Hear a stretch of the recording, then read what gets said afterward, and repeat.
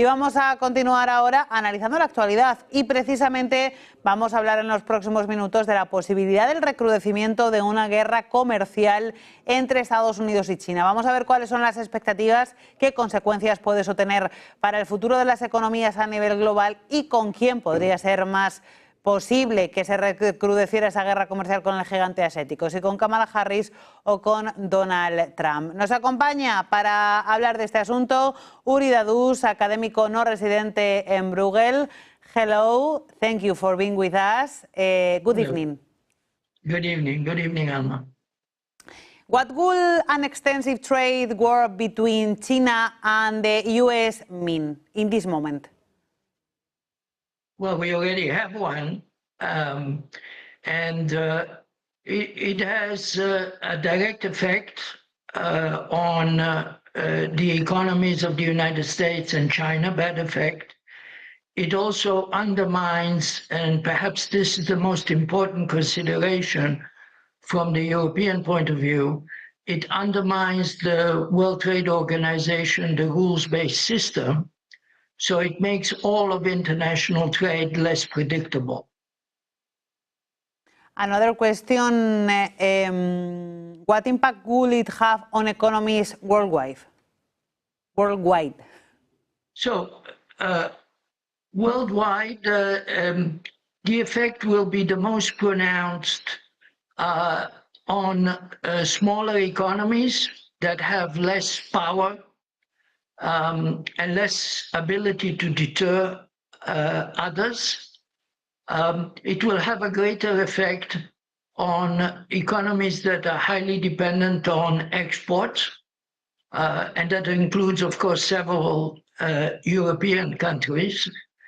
And it has big effects directly, as I said, on China and the United States, where in the case of the United States, consumers have already taken a significant hit from the tariffs that have been imposed on China, as have farmers in the United States. And of course, the Chinese have been affected too. Which sectors will be affected to a greatest extent? Look, if the war continues and gets worse, and the rules of trade continue to be undermined and ignored, then I would say that all sectors of the world economy are affected. But if you ask me which would be the worst affected, I would have to focus on, I would say, three sectors where globalization is very important. The automotive sector, which we're seeing is affected at the moment. The electronics sector, which is also affected. And the third sector that is affected is agriculture, agricultural exports, which are already subject to many impediments, but the temptation to escalate tariffs and subsidies, etc., will be even greater in that sector. Another question, Uri, we have talked about the impact of the war on all economies worldwide and in the sectors, but who would be affected more by the trade war, China or USA? China or what? Sorry? Or USA or United States. Look, if you if you force me to answer the question, it's a difficult question, I know. Yes, both are affected, but China will be more affected, and I'll explain why.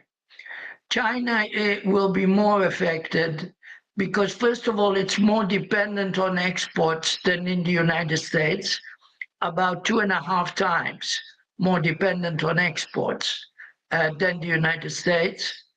And the second reason is that China is still a relatively poor country, a developing economy, and its growth and ability to import technologies, to learn, and etc., is more dependent than the United States.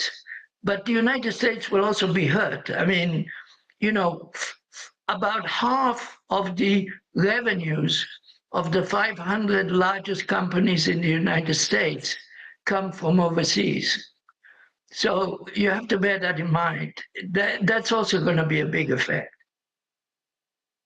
And Uri, for finish, I want to speak with you about the candidates. Wait for a moment, please. Which candidate is more likely to make the trade war worse, Kamala Harris or Donald Trump?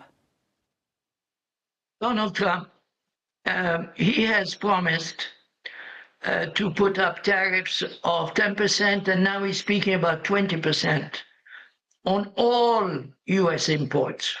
And that includes the imports from Spain or from the European Union. He has also threatened, promised, not threatened, promised to impose 60% tariff on all Chinese imports. He will make the trade war worse if he does what he says he's going to do, which, by the way, he has done in the past. So you should take his promises in an important way. If he does that, then that will create a retaliation across the world, and it will perhaps ultimately sink, completely destroy the World Trade Organization. So Trump is definitely the greatest threat from a trade point of view. Kamala Harris is not going to be good either, because she will continue most likely the policies of President Biden, but at least it means that things are not going to be a lot worse under Kamala Harris than they are at the moment. Thank you for joining us, Uri Dadush, académico no residente en Bruegel. Thank you. Thank you very much. Good weekend. Same to you. Bye-bye.